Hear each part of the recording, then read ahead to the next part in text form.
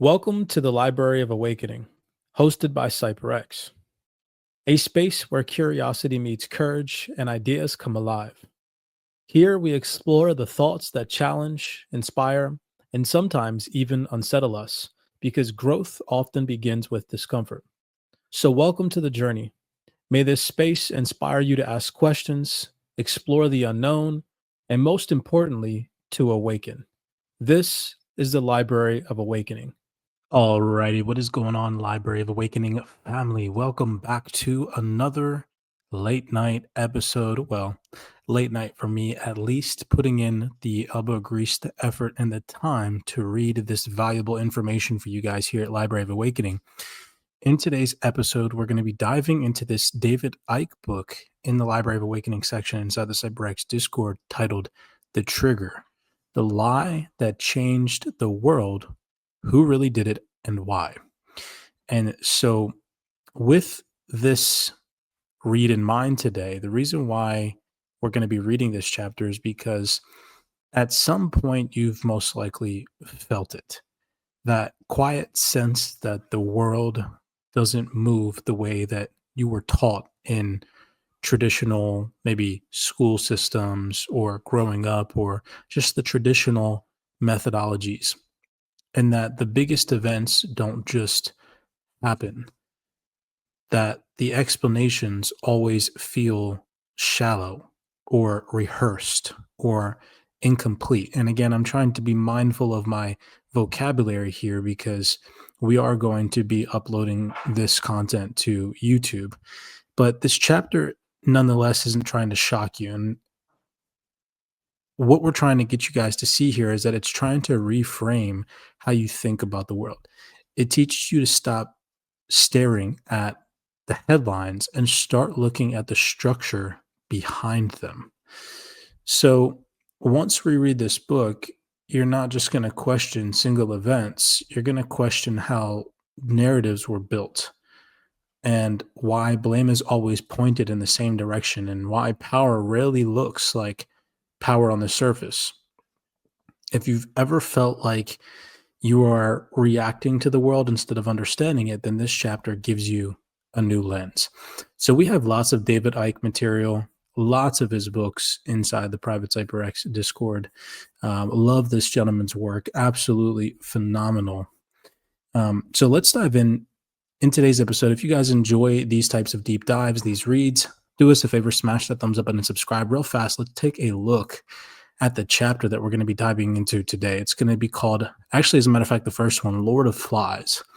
Now, this is going to take some elbow grease on my behalf to get out for you guys tonight. So again, if you enjoy these reads, sitting here with me, reading these valuable pages and these books that are jammed packed with so much good esoteric, eye awakening, and just life-changing knowledge, then make sure that you're subscribed and do me a favor and smash that thumbs up button. So let's dive into this one today. Actually, let's just go over real fast. I just want to even show you guys kind of what we're going to get into. So let's just look at some of the images in this chapter. I mean, it looks absolutely insane. Look at that right there. Beautiful artwork, if you ask me. Continuing to scroll down, this kind of talks about the Round Table, the United Nations, the Bilderberg Group, the Trilateral Commission, the Council on Foreign Relations, all in which we have gone over in previous video breakdowns, at least started to scratch the surface and throwing these names into the mix. We're definitely going to be getting into some of the deep, deep books that we have in our private community on these organizations in future videos. But really long chapter for you guys today. So bear with me. We're going to get through this together. Maybe take an intermediate break halfway through and then come back another day. But this is going to be about 15 to 20 pages of just jam-packed, valuable, and juicy information. So David Icke, The Trigger, Exposing the Lie That Changed the World. Chapter 1, Lord of the Flies. Human life, let alone, and there are going to be some key vocabulary words that I'm going to refrain from saying. So if I take a pause, and it kind of is hinting at I'm not saying the word on purpose, Just make sure that you're following along and reading the text, as again, I don't want to get these videos taken down. So I'm going to make sure that I'm very particular with the vocabulary words that I upload. Human life, let alone 9/11. Ooh, I almost said it. Human life, let alone, cannot be understood without awareness of the spider web, of the spider in the web. I may seem to be talking metaphorically, but not really. The symbolism describes precisely the dynamic and organizational structure that allows the very few to dictate the lives of the very many and pull off attacks like those of September, you know what, while others get the blame. I have written at enormous lengths over the last 30 years about the nature of the spider, a force that hijacked human society thousands of years ago with the goal of complete control of human perception, thus behavior, and ultimately the assimilation of the human mind into its own. For the sake of the length of today's video breakdown, because we have a lot of pages to get through and read thoroughly through, I'm going to not edit this video. So if I stumble on a word and I need to recoup myself or pick up where I left off, it's honestly all just going to be natural. I'm not going to take a lot of time editing this video. So excuse me if I butcher any words and have to rekindle my thought process. The current race to connect the human brain to artificial intelligence is its endgame. I have exposed all this in detail in a stream of books, including All You Need to Know But Have Never Been Told, and for a deeper understanding of the spider and its ultimate nature, the information is there to be read. So we have that book inside the community. We might tap into that one. I'll actually annotate that and maybe we'll come back to it. The spider and its ultimate nature and information in there's in this book to read. And most of this book, I'm going to say, focused on the attacks of you know what, and the background to who was really behind them and why. An appreciation of the basic dynamic of the spider and the web is, however, essential to put those events in their wider context and to answer often asked questions like how could anyone carry out such a massive attack on the American mainland and then make the world believe that someone else was to blame? It sounds fantastic at first hearing, but it's not. Because of the web, standing at the center is the spider from where the direction of human society is dictated, with its demand for the constant centralization of power in all areas of life. The more you centralize power, the more power the few at the center have over the many. And the more power is centralized and concentrated, the more power you have to centralize even quicker. The whole process therefore accelerates, and that's exactly what we have seen. Humans once lived in tribes that made decisions about the tribe. Then lots of tribes were brought together to form nations and countries, through which a few people could then dictate to all the former tribes. These nations are now being absorbed into superstates like the European Union and trading groups, which allow a few to dictate the lives of all the nations and all the former tribes. The overall effect of this power grab was given a name a long time ago: globalization, which is simply the innocent centralization of power I'm describing playing out in plain sight. I see protests about the consequences of globalization, which allows a tiny elite, currently dubbed the 1%, to exploit the poorest and most desperate in the human family. Yet, many of the same people have been protesting against the Brexit, disconnection of Britain from the European Union. It is testament to the scale of systematic perceptual programming that they don't realize the obvious fact that globalization and the constant and unelected centralization of power in the EU are different expressions of the same agenda. This is why all party political classes in the UK and EU bureaucrats worked so hard to block the Brexit that a public referendum voted for. More than 7.7 billion people, mind you, again, I'm pretty sure that this gentleman, David Icke, is from the UK. More than 7.7 billion people can only be directed and dictated by a relative handful through the concentration of power, because devolved diversity of decision making would make it impossible for a few to call the shots and control the game. I've been exposing this for 3 decades that he has, and his work is absolutely phenomenal.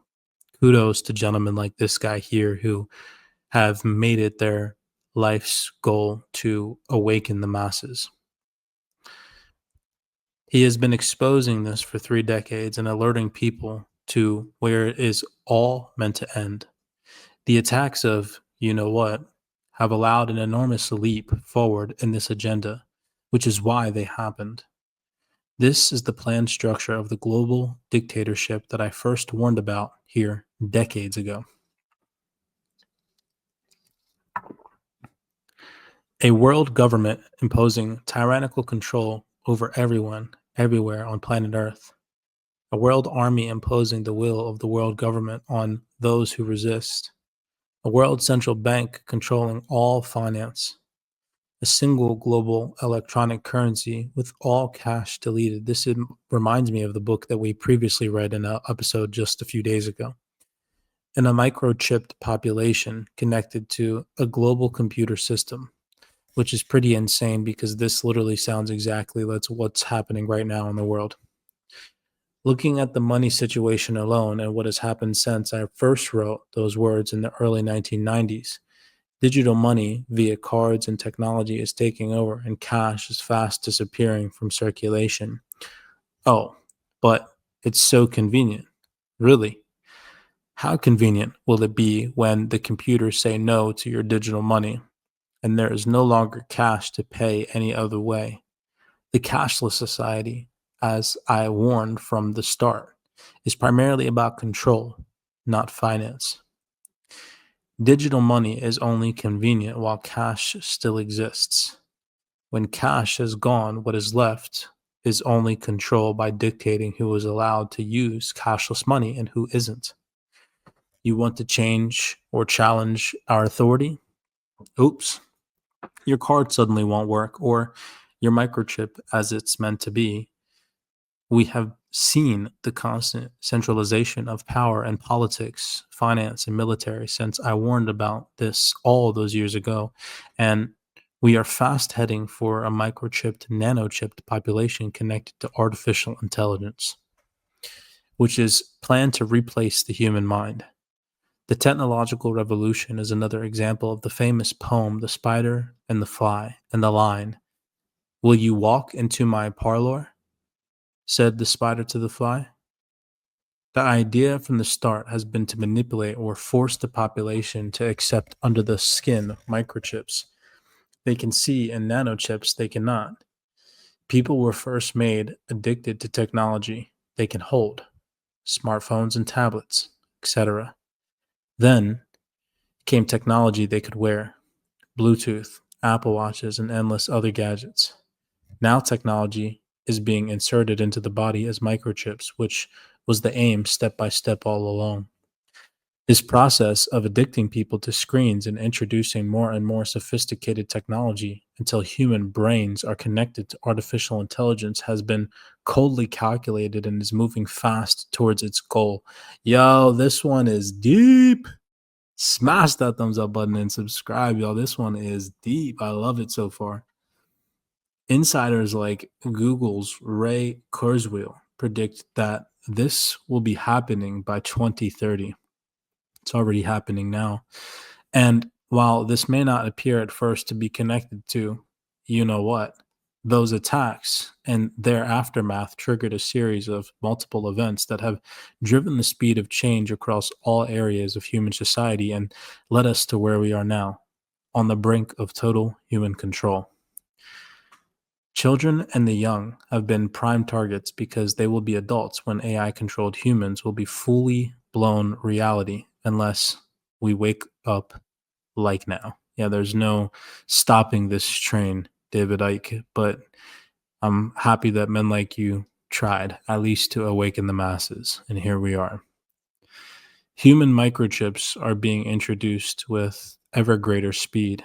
At the time of writing, more than 3,000 people in Sweden have been microchipped to interact with technology, and both British employers and organizations in the Confederation of British Industry, or CBI, and trade unions have publicly expressed their concern at companies planning to microchip their staff.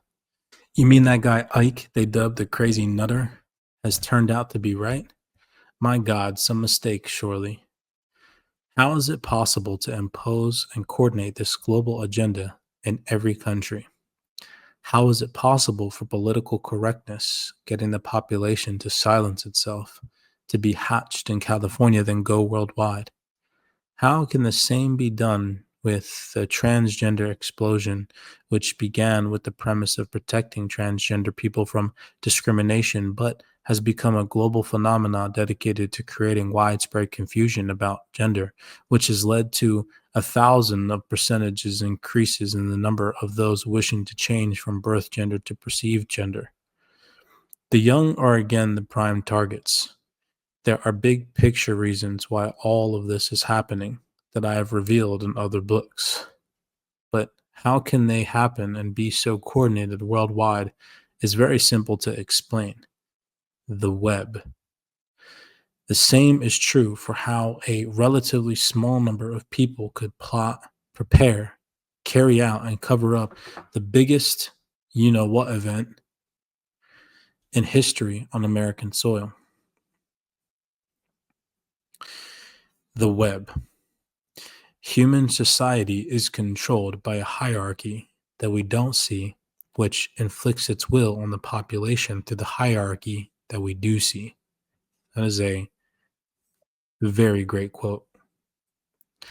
They are, in fact, the same seamless hierarchy, but divided into two forms: the seen and the unseen. The former is given labels such as the 1% or the global elite, the establishment, and so on, while the latter works from the shadows through a global network of secret societies and connected groups. Each strand in the web represents a secret society, semi secret group, or an organization in the world of the seen, including governments and their agencies, corporations, the banking system, media, etc. The strands closest to the spider are the most exclusive secret societies, which almost no one will have heard of. Many don't even have the names to make them harder to uncover and track. They have among their memberships those initiates deep in the shadows who know exactly what is really going on, why, and what to what end. This is going to go hand in hand, I feel like, with the book that we're going to tap into that talks about in detail the 13 Illuminati bloodlines. And we have a lot of those books in the Discord that go deep. So this is all just scratching the surface right now. This is what it's talking about in figure 1. You guys can pause it here if you'd like to read thoroughly through, but it's talking about this spider web in detail. Of these names will be unknown to the public despite their power to influence events. They will certainly never be troubled by a ballot box. Of course, we don't vote for them. Have you ever voted for anybody that sits at the World Economic Forum, the IMF, the Federal Reserve, the OCC, the CEC, the CFTC, any of these agency or organizations? Absolutely not. Absolutely not. Shit, I forgot to throw in the BIS, freaking Financial Conduct Authority, the FCA, all these places. Further out from the spider, still in the unseen, we have the secret societies that most or many people will have heard of. You all know these ones: the Freemasons, the Knights of Malta, the Knights Templar, Opus Dei, the Inner Circle of the Jesuit Order, and so many more. The last four are connected to the Roman Church, which itself is a hierarchical secret society and the successor to the religion and secret society network of ancient Babylon, a key historical foundation of the web. The inner core of Zionism, a political philosophy, not a race, is also a secret society which connects via the web the inner sanctums of the Roman Church and other secret societies. No one will be more surprised to hear this than most Jewish people who are systematically kept in the dark about what Zionism really is. They think it's a political movement supporting a homeland for Jews in today's Israel, but that is only to mislead them into supporting an agenda they're not supposed to understand. Some far seeing Jewish people, brave ones too, have looked beyond the propaganda and worked to expose the truth, while the great majority are subjected to lifelong perceptual programming, which is fierce and constant from the earliest age and leaves them at the mercy of the manipulators in their midst. Talk to Jewish people about how indoctrination instills from birth a cultural self identity norm, which includes the claim that the rest of the world hates the Jews. In fact, we don't. But when the inner core few want to secure the support of a majority in any situation, then fear of a perceived enemy is always on page 1 of the training manual. I will call this inner core elite of Zionism, ultra Zionism, and later revisionist Zionism. This is the extreme and much manipulated version that is driving, though, the secret side. This is the extreme and much manipulated version that is driven through secret society Zionism. The difference can be likened to mainstream Islam and the Saudi Arabia based version called Wahhabism, which manifest as crazies like ISIS or Islamic State. Mainstream Zionism and ultra Zionism are absolutely not the same, and no one needs to understand the difference more than the mass of Jewish people from whom this knowledge is hidden. I will be going much deeper into this background towards the end of the book and its fundamental connection to what happened on you know what. Ultra Zionism, a relatively modern phenomenon, wants to replace the Al Aqsa Mosque on what Jews call Temple Mount in Jerusalem with a rebuilt Solomon's Temple. Hopefully, for anybody that's Jewish, I properly pronounced that correctly. I apologize if I did not.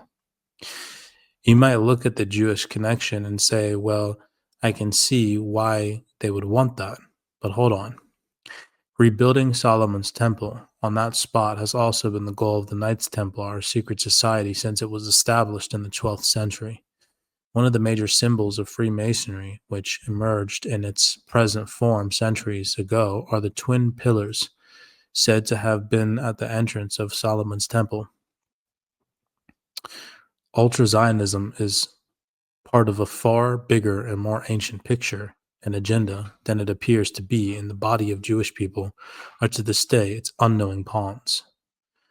Today, Israel, with its total population of around just 8 million, has so much power and influence in the world because of the part it played by ultra Zionism in the global web and the connections that come not least through the house of the Rothschilds, which largely created modern Israel in the land of Palestine in 1948. There is a point on the web where the hidden meets the seen, and I refer to this as the cusp. Here you find semi-secret groups and organizations that gather together people from America, European and global politics, intelligence, military, business, banking, and media to form common policies and approaches to current events and longer-term agendas for the world. These cusp organizations include a group spawned by a London-based secret society called the Round Table, established by the Rothschild dynasty at the end, of the 19th century, and headed by the Rothschilds' agent Cecil Rhodes, who plundered southern Africa for gold and diamonds to add still more to his master's phenomenal wealth. The Round Table was behind the Balfour Declaration in 1917 when the British government formally announced its support for a homeland for Jewish people in Palestine. The declaration was actually a letter sent by Lord Arthur Balfour, British Foreign Secretary and Inner Circle member of the Round Table. Definitely want to learn a little bit more of the Round Table in future videos for sure. to Lord Lionel Walter Rothschild's founder of the Round Table and described as a leader of the British Jewish community. You can see with this example alone how events in the scene can be so equally orchestrated from the unseen, while the public are told a very different story. Keep that in mind when we get to the details about you know what.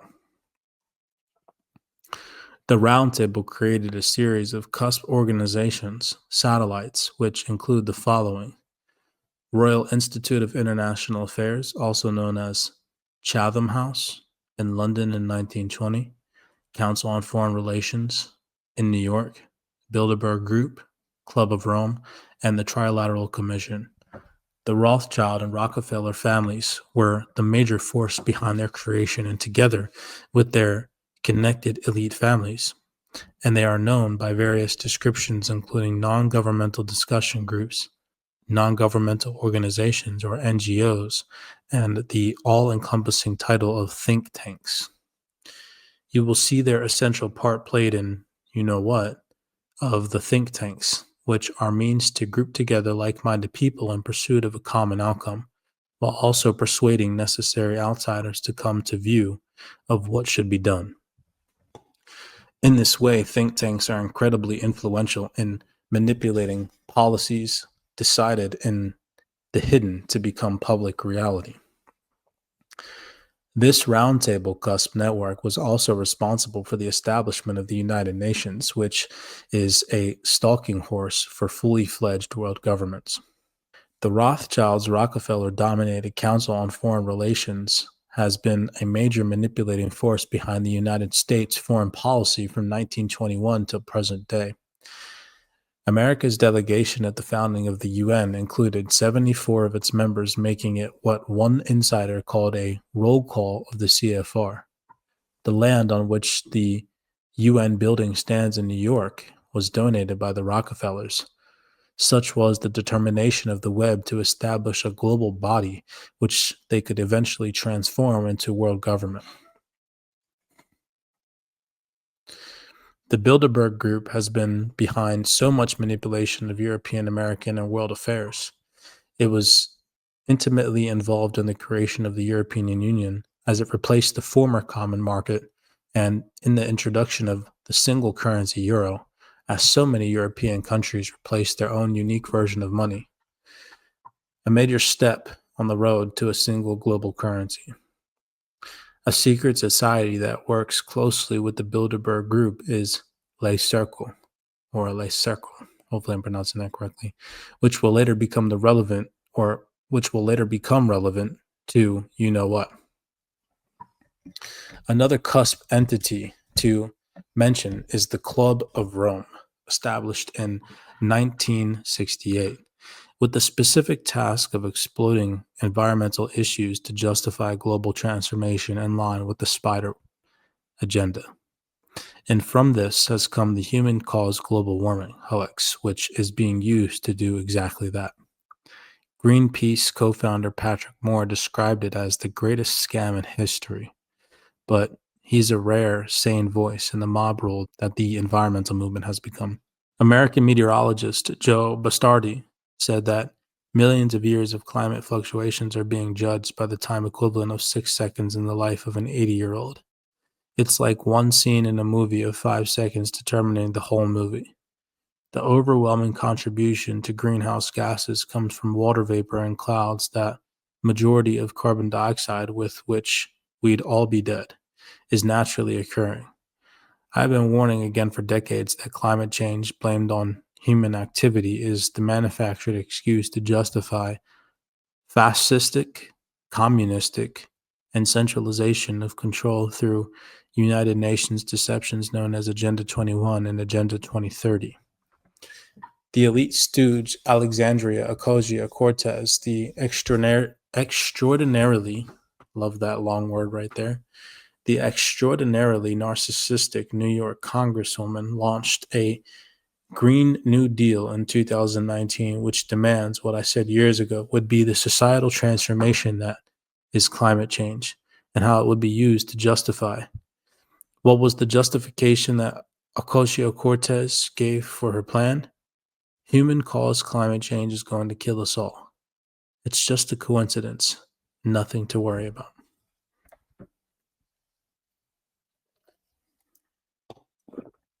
You guys are doing a great job with me so far. If you all are locked in with me in today's episode of Library Awakening, do me a favor. If you're enjoying this one, smash that thumbs up button and subscribe.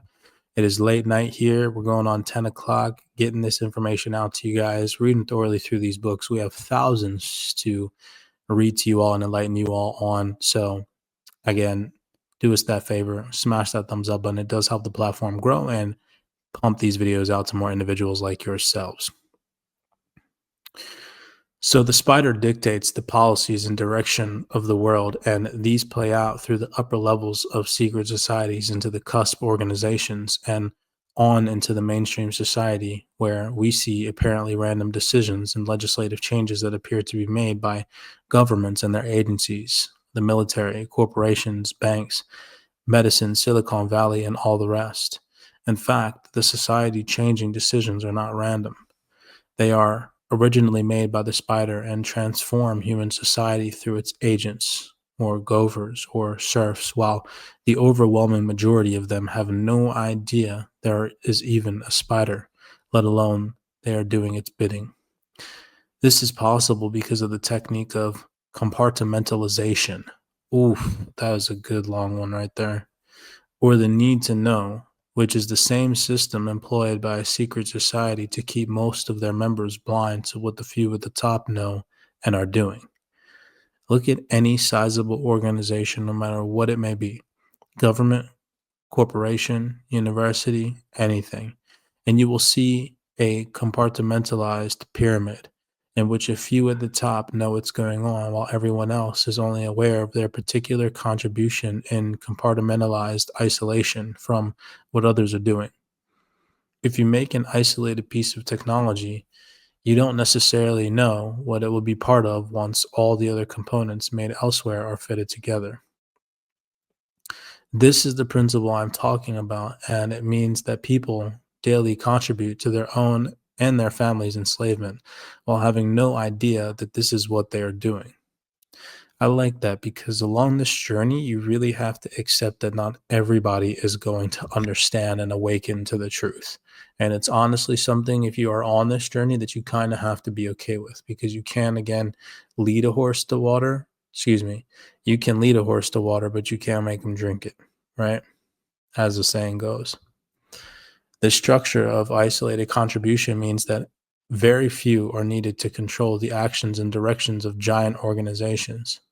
Multiple actions and global events. In that one sentence, I have described the structural basis of you know what and how it covers up and how the cover up, was possible.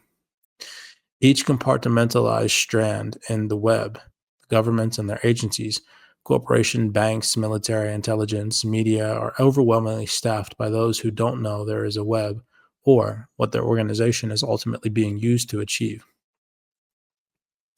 Go deeply down into these hierarchies and you'll reach the point where they attach to the web, or to use it in another analogy, all the pyramids fuse into one global pyramid.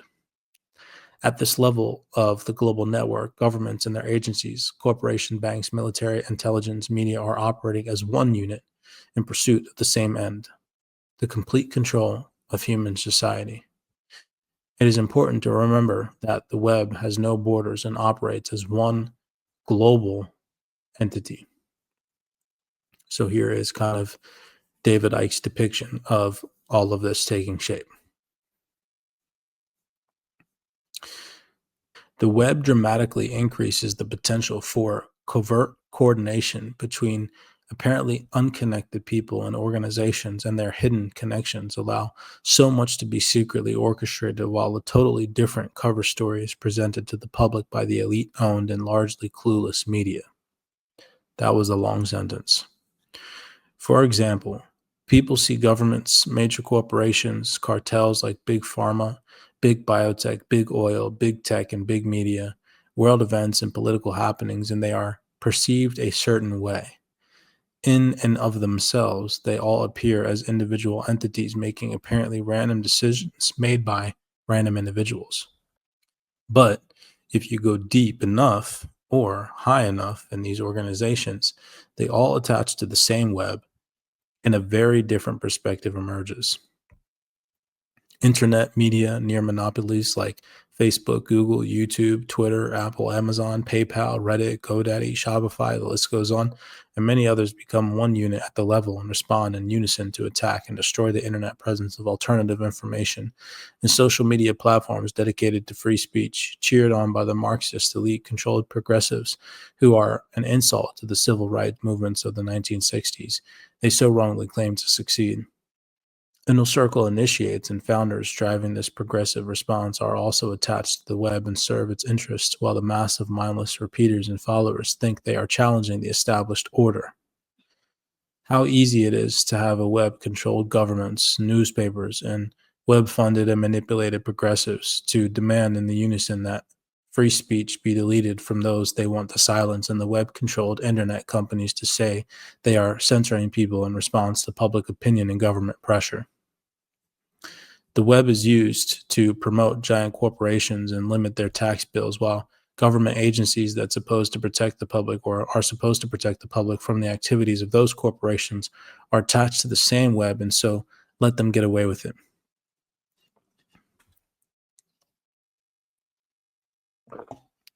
They target the opposition in the form of small independent businesses that face incessant regulation and far higher levels of taxation. The potential for manipulation through the web is endless. It's so funny words I have trouble with compared to words that I don't have trouble with that I nail every time. It just cracks me up inside. The potential for manipulation through the web is endless, and coordinating actions between elements of government, military, intelligence agencies, and law enforcement on you know what would have been quite straightforward with such a structure in place. The spider bloodlines. Ooh. The concept of royalty and aristocracy do not appear out of nowhere.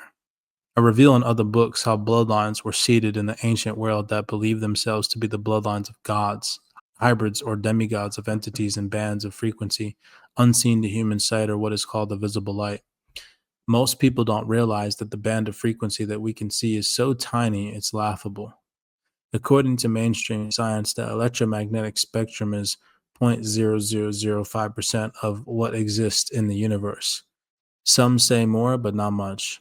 And visible light, the only frequency band we can see, is a fraction of the 00 point or 0.005%. Everything else we cannot see. The almost entirety of the universe and all of the infinite reality beyond. These gods, as they were perceived, operate in the unseen realms, and some of them compromise the spider ultimately behind the world events and the hierarchical control system in the realm of the unseen. We see this theme of humans interbreeding with gods, most famously with the biblical sons of gods, who are described as interbreeding with the daughters of men and producing the hybrid Nephilim. But this is not unique to the Bible. The theme can be found in ancient cultures all over the world, with gods referred to as archons or Gnostic, Jinn Islam, and pre-Islam Anunnaki, Sumer in Babylon or Sumer in Babylon, Titaro in Zulu, and so many more around the world. I have had the same story confirmed to me many times by insiders of the government and military intelligence complex. When native shamans and dark suit insiders speak the same language and tell the same story, it is worth listening to if you have a mind of your own. I have been researching and tracking this bloodline, the Nephilim network, since the early 1990s, and it makes so much sense of the world. Royal families have claimed the divine right to rule, and this is taken to mean divine in the meaning of the Christian God. In fact, the word divine originates from early Vedic literature in India and the word deva, which means supernatural beings. Divine right to rule becomes the right to rule at the behest of the supernatural beings, not the Christian God. This certainly fits with the Old Testament concept, given that the sons of God who interbred with the daughters of men, translated originally as sons of gods, plural, These hybrid royal bloodlines and families saw themselves as special and chosen above the rest of humanity, and for thousands of years they were seen in the same way by their subjects. Some shockingly still do. Rule by bloodline became a common method of leadership and dictatorship until humanity began to grow up and demand far more representative government. Some overtly royal families survived, as in Britain, where the head of state is bizarrely still decided by who had sex with who and in what order to dictate the line of succession. Why is the present monarch on the British throne and not someone else? The answer is bloodline, and only bloodline.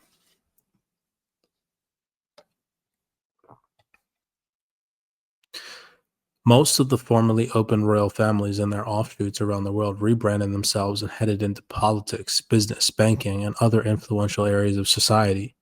Their attire may have changed with transformation, but they still consider themselves special and of the gods, which they have worshipped in their rituals since ancient times. One group of bloodlines very relevant to the world today can be picked up thousands of years ago in Sumer and Babylon and what today is Iraq, and in Egypt of the pharaohs. I have charted their movements and background in other books, but basically they eventually headed north into Europe and under various names, and some established Rome and in the Roman Empire, which allowed for further infiltration into Britain and Northern Europe. We are headed at 45 minutes in today's video breakdown. So what I'm going to do is I'm going to pause this one right here. This will be part one. We have about 5 to 6 pages left for part two.